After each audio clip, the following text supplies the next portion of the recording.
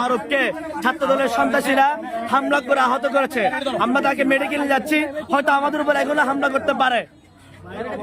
আপনারা সবাই ভিডিওটি শেয়ার করে দিন, দেখেন আপনারা কিভাবে আমাদের সহযোগিতাকে আহত করা হয়েছে।